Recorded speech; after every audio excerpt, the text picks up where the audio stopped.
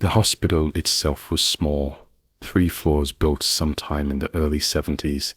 The ICU wing was at the end of the second floor, separated by double glass doors and a hallway that always smelled faintly like antiseptic and warm plastic.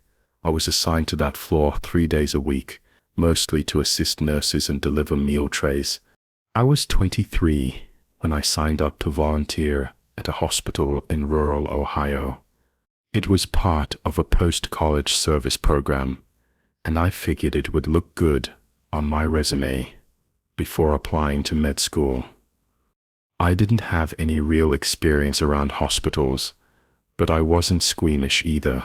Mostly I expected long hours paperwork and the occasional awkward small talk with patients. The quiet was unsettling, almost unnerving. By my second week, even amidst the bustle of visiting hours, I began to notice subtle oddities. A lone room with flickering lights, or an unoccupied wheelchair slowly drifting down the hallway.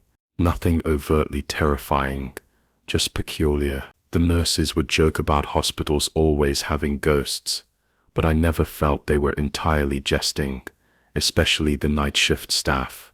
The first time I met Mr. Denton, he was in room 29, late 60s, pale with wispy gray hair and sunken cheeks, hooked up to machines that hissed and beeped in slow rhythm.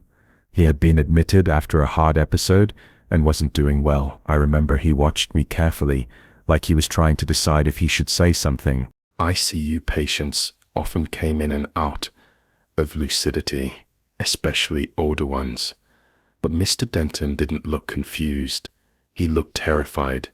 His eyes darted between the corner and me, like he wanted to warn me about something, but wasn't sure how. That night, I asked one of the nurses, Michelle, if Denton had been hallucinating. On my third visit to his room, he spoke. "You see her too?" he asked quietly, looking past me toward the corner of the room. I turned around, but of course, no one was there. I tried to play it off, asked him what he meant, but his face tensed. "The girl, she's always there, screaming." At first I assumed it was confusion or medication. She gave me a look that caught me off guard, like I had stepped into something I shouldn't have. "Room 209, she asked. "You might want to keep the visits short. He's been talking about that girl since day one." She hesitated before adding, "And he's not the first one." I didn't sleep well that night. I kept thinking about the way Denton's voice trembled, how his eyes had gone glassy like he was reliving something. And why did Michelle say, "Not the first one"? The next time I went back, I noticed something I hadn't before. Mr. Denton's eyes were fixed on the ceiling, unmoving. I stood in the doorway for a moment, uncertain if I should walk in.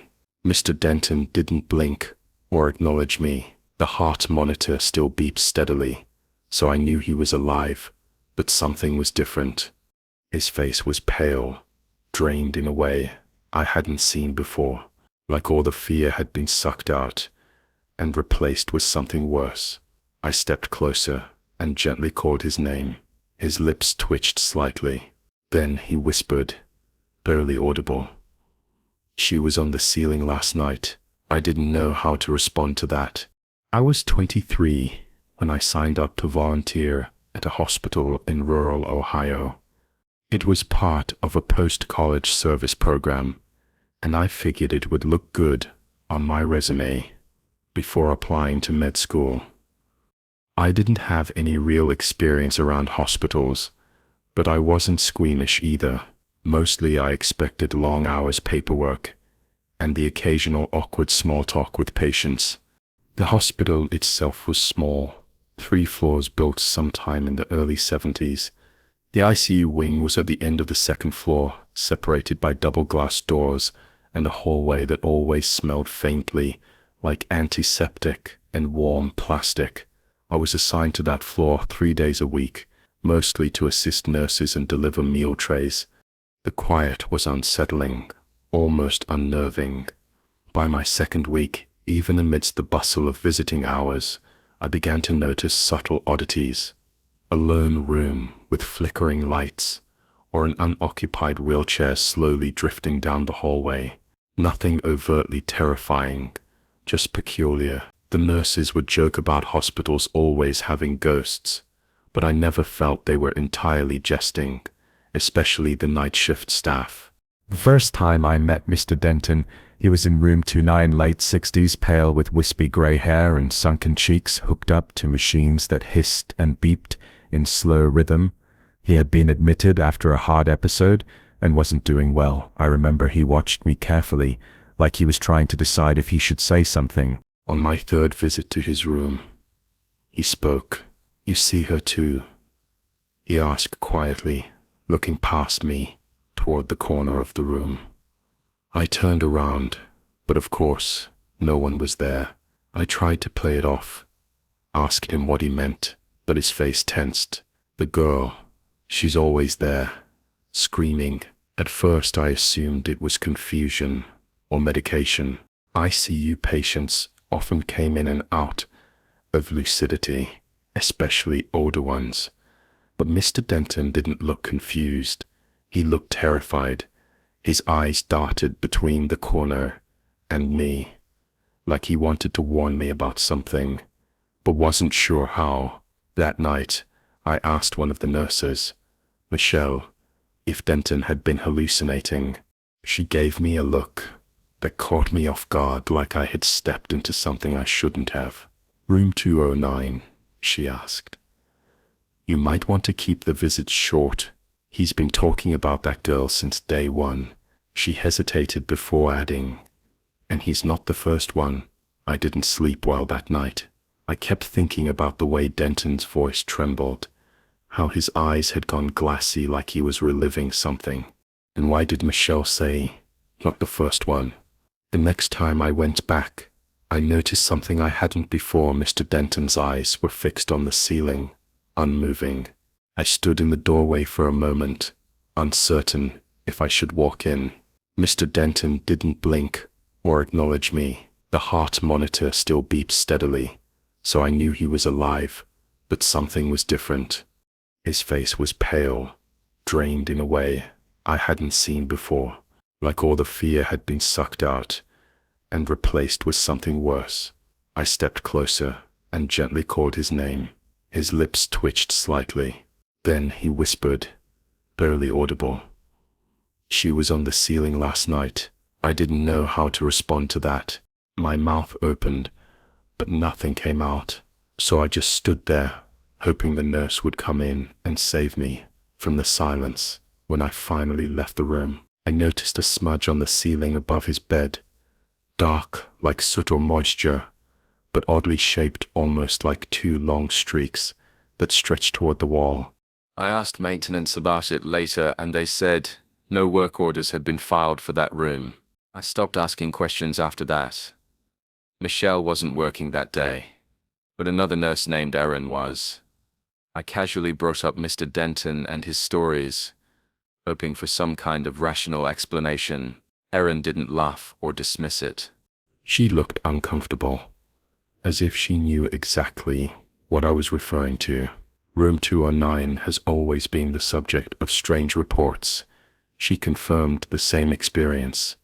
A girl screaming, usually heard by older male patients. I inquired if anything had ever occurred there, and she shook her head, stating, "Not that we know of." However, she added, "The thing is, we've had 3 patients in that room this year say the exact same thing. Always about a girl in the corner, always screaming." She paused, then added, "One of them died right after saying she got close." That stuck with me, not just the words, but the way she said them softly, like she didn't want the walls to hear. I kept thinking about Mr. Denton and the way he'd stared at the ceiling, like it was the last thing he ever wanted to see. Again, something told me I shouldn't go back into that room, but I couldn't stop myself. When I entered the room again, the next day, Denton was alert, sitting up slightly in bed. He turned to me and said, "She knows your name now?" My heart dropped. "What are you talking about?" I asked, trying to keep my voice steady. He didn't answer. He just stared at the corner behind me and whispered, "She's closer when you're here." I felt a chill run down my spine, and without turning around, I slowly backed out of the room. As I did, the corner of the room briefly flickered like a shadow moved, but I didn't dare look directly.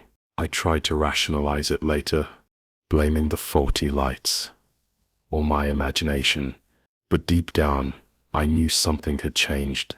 That night, I dreamed of room 209, only it wasn't empty.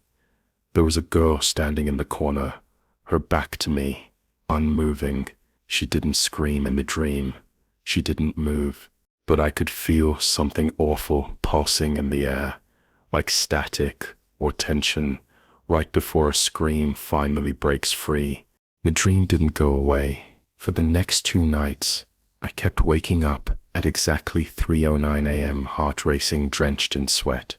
I wasn't seeing her when I was awake, but I felt her, like something had attached itself to me in that room and was now hovering just outside my peripheral vision.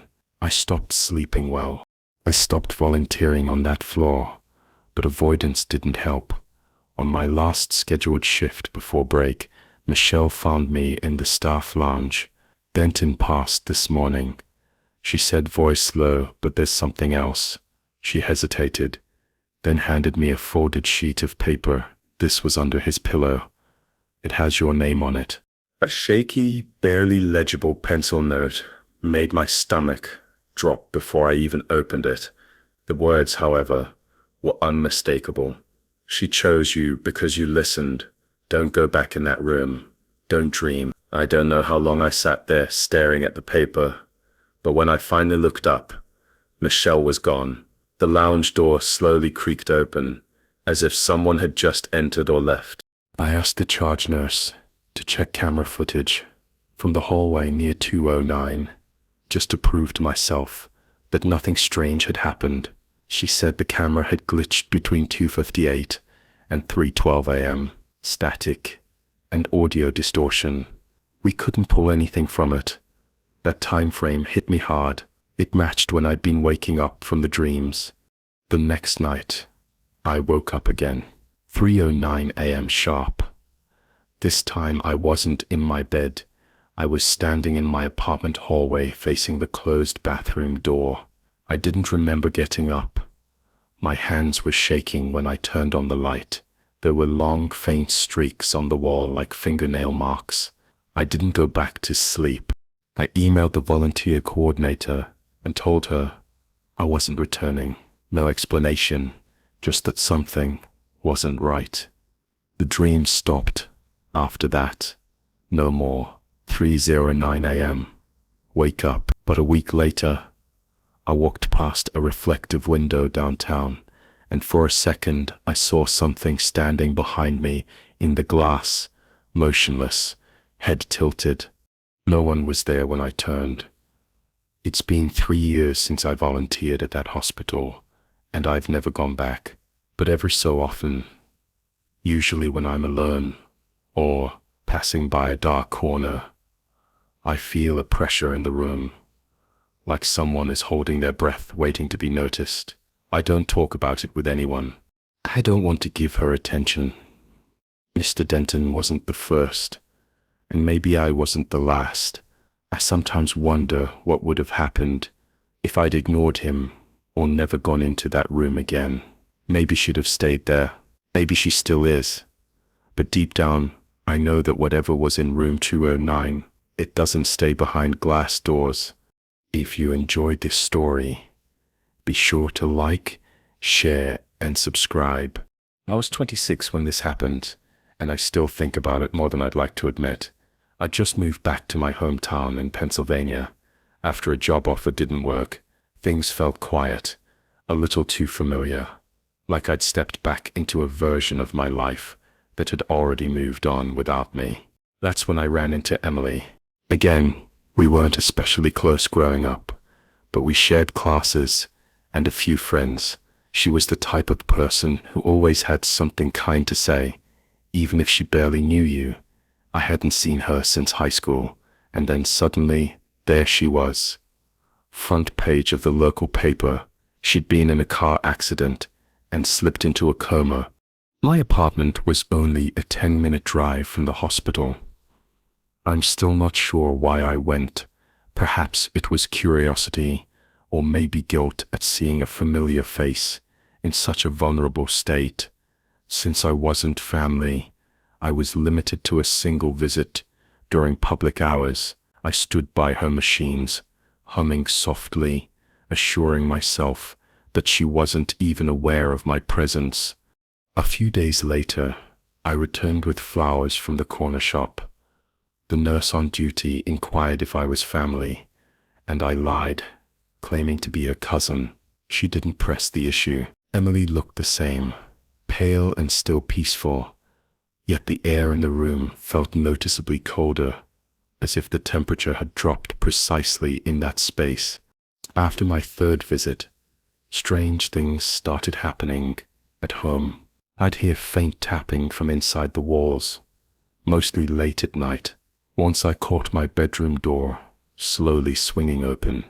Even though the windows were shut, I didn't immediately connect it to the hospital. I just thought maybe I was unsettled from seeing someone like Emily in such a state. The fourth visit was different. I walked into her room and stopped cold. Her eyes were open. She didn't look at me, just stared blankly at the ceiling. A nurse appeared beside me and whispered. She came out of it early this morning. I felt this weird mix of relief and confusion. I almost left without saying anything before I turned to go. Emily shifted her gaze toward me. Her voice was raspy, barely above a whisper, but the words were clear. "Why did you let them put me in the basement?" I froze. My brain scrambled to make sense of it. I hadn't said anything, hadn't touched anything. I just stood there. As her breathing grew faster, I asked her what she meant, but she closed her eyes again. The nurse assumed it was exhaustion, said it wasn't unusual for coma patients to wake up, confused. I nodded, but inside I knew that wasn't confusion. It was fear.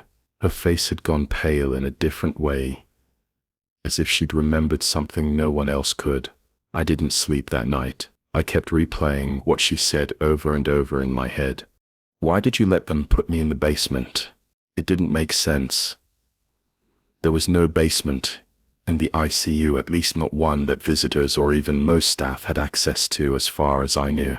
The next day I went back to the hospital, but was told Emily wasn't allowed. Visitors, doctor's orders. The receptionist said.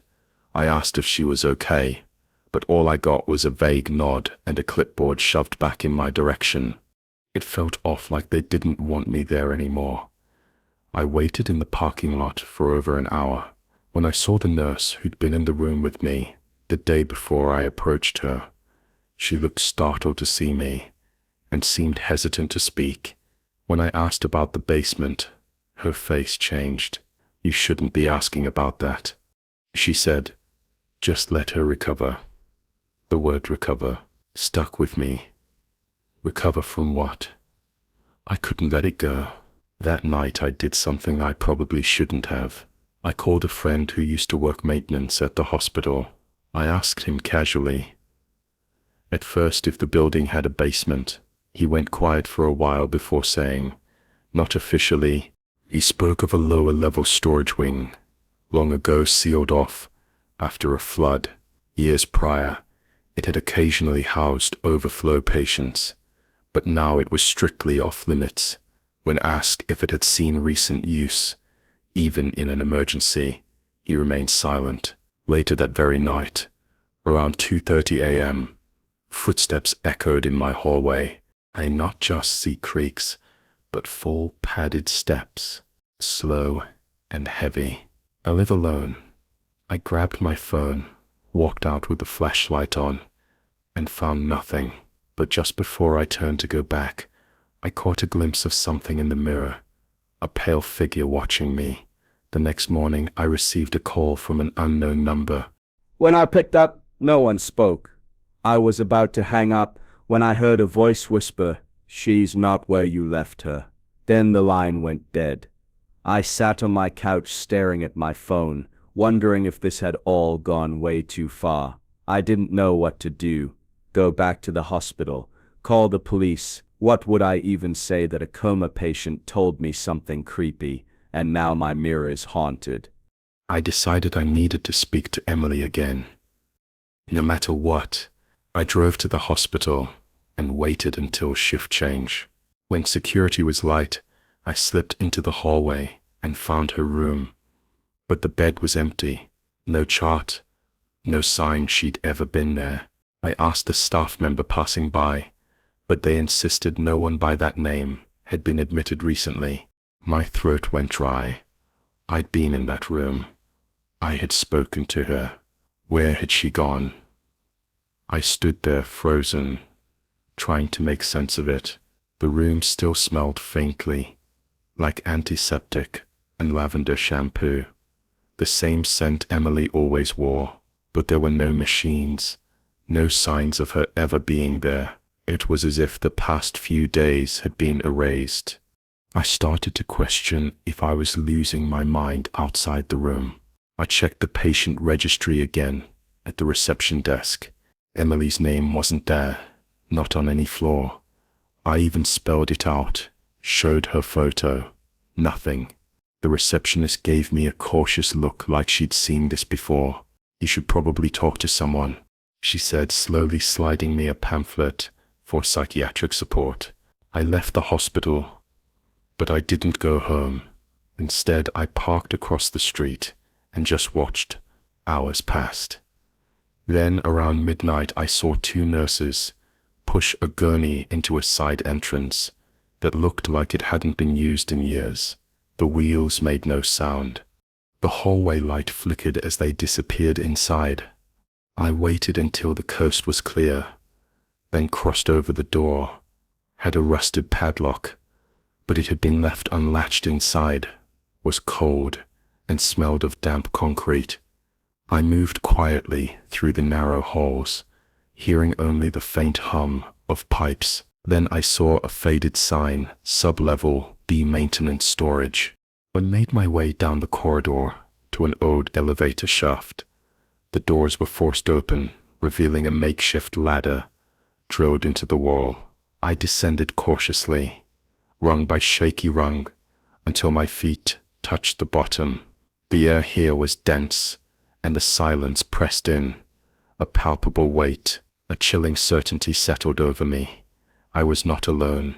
As I ventured deeper into the sub-level, I encountered doors with their labels scratched away. Some had names that looked oddly familiar. Then, in a small, dimly lit room, I found a hospital bed, straps on the sides, a pale blanket pulled back on the wall. Someone had scratched into the plaster. "Why did you let them?" I turned to run, but froze. Emily was standing in the doorway, not strapped down, not in a gown. She looked normal, except for her eyes.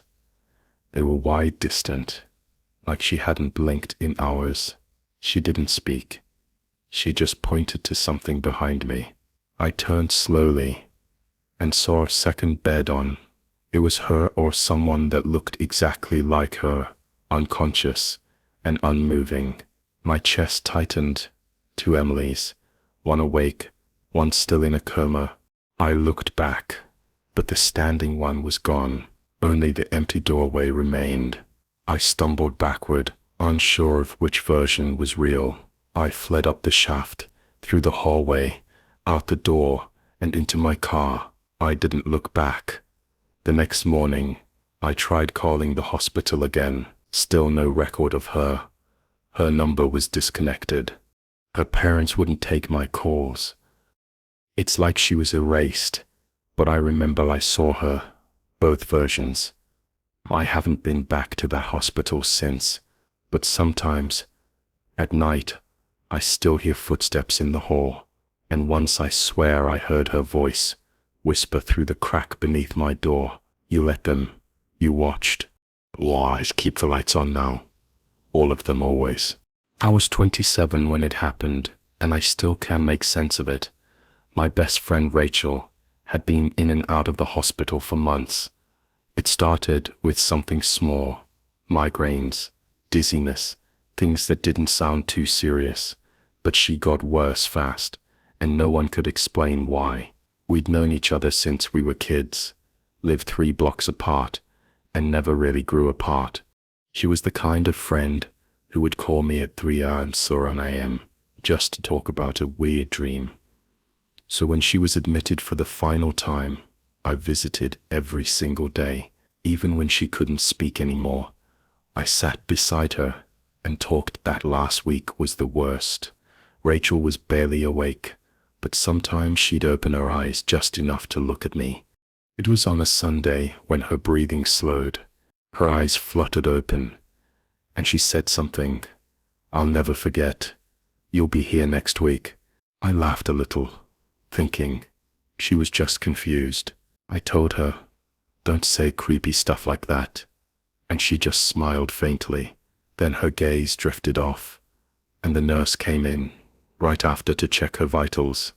I squeezed her hand and left, unaware it would be the last time I saw her alive. Visiting hours were over. Rachel passed away early Tuesday morning. Her mother called me crying, and I was speechless, sitting on the floor in silence for an hour. That night, her final words echoed in my mind. "You'll be here next week." It wasn't funny anymore. By Friday, I was utterly exhausted. I hadn't been eating much, barely sleeping, and still hadn't gone to the memorial. I felt guilty, like I was running from something, but every thought of the hospital brought a wave of nausea. I attributed it to stress or grief. On Sunday morning, exactly a week later, I woke up with a stabbing pain in my chest. At first, I thought it was anxiety, but it didn't go away. Within minutes, I couldn't breathe. My roommate called 911, and the last thing I remember, before passing out, was the EMT telling me to stay awake. When I opened my eyes, the lights above me were too bright, too white. The ceiling looked familiar. I blinked a few times and realized I was in a hospital bed, the same bed Rachel had been in. Everything around me was identical down to the chipped paint. Near the window, I tried sitting up, but felt dizzy and disoriented. A nurse walked in and looked. "Surprised you're awake earlier than expected," she said. My heart dropped. I asked her if this was room 308. She nodded without thinking. That was Rachel's room. That was her bed. I didn't say anything right away. My mouth felt dry and my throat ached, but it wasn't from illness. It was fear. The room was quiet, except for the distant beeping from a machine beside me. I couldn't explain it, but something felt wrong. I asked the nurse what day it was, and she casually replied, "Sunday." My skin went cold. Exactly 1 week since Rachel looked me in the eye and said I'd be here. I wanted to scream, but I couldn't even breathe. Right. How could she have known? The nurse gave me something to help me sleep. I pretended to take it, but I kept it under my tongue and spat it into a tissue. When she left, there was no way I was sleeping. Not in that room. Not after what Rachel said. I needed answers. Later that night, the quiet felt suffocating. I couldn't shake the sensation that someone was watching me every time I looked toward the door. I expected Rachel to walk in, but she was gone. I saw her buried. I helped carry the casket around 2:30 a.m. I heard a soft knock on the hospital wall. Not the door, the wall right behind my bed. I froze. The nurses had no reason to do that, and I wasn't near any neighboring rooms. I waited, heart pounding, until it happened again. A chilling silence fell after 2 soft knocks. I pressed the call button, but it was unresponsive. No sound, no light. My phone, previously charging, was dead. and even the wall clock had stopped. I tried to rationalize it as stress and grief, but then I saw something that froze my blood. Near the foot of the bed, the thin hospital curtain swayed just slightly. The window was shut. The AC was off. I whispered, "Hello," but got no reply. I slowly leaned forward and peeked behind the curtain.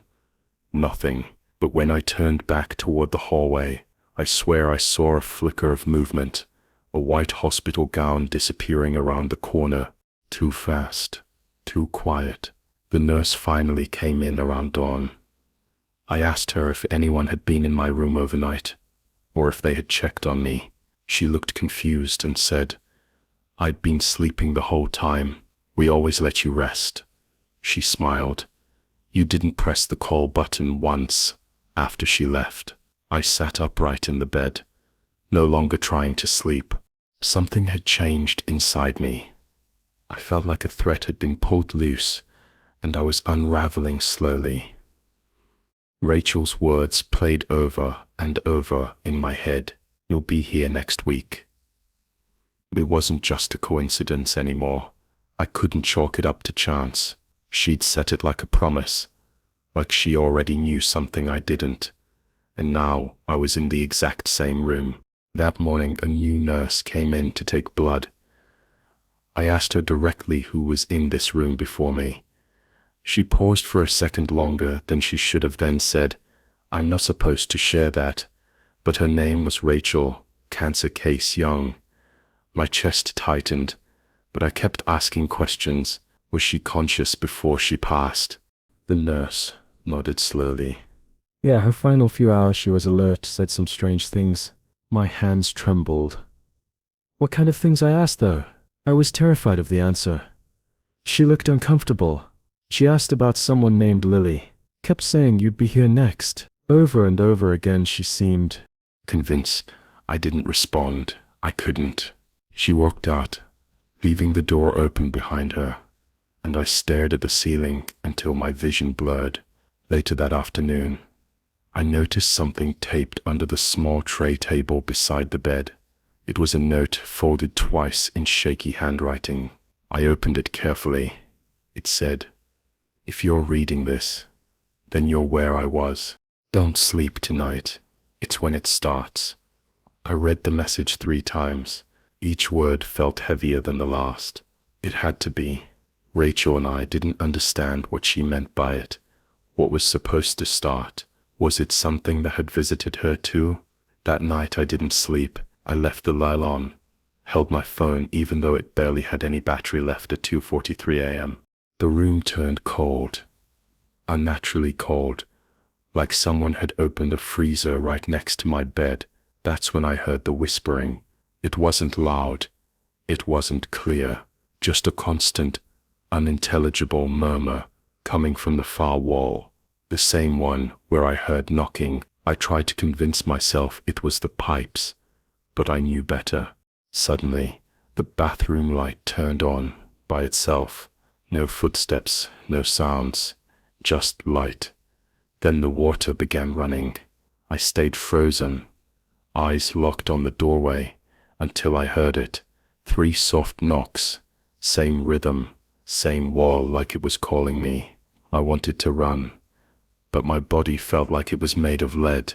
The air was thick, pressing against my chest.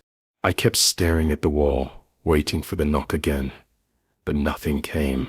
The whispering, though, never stopped. I finally worked up the nerve to press the call button for the nurse.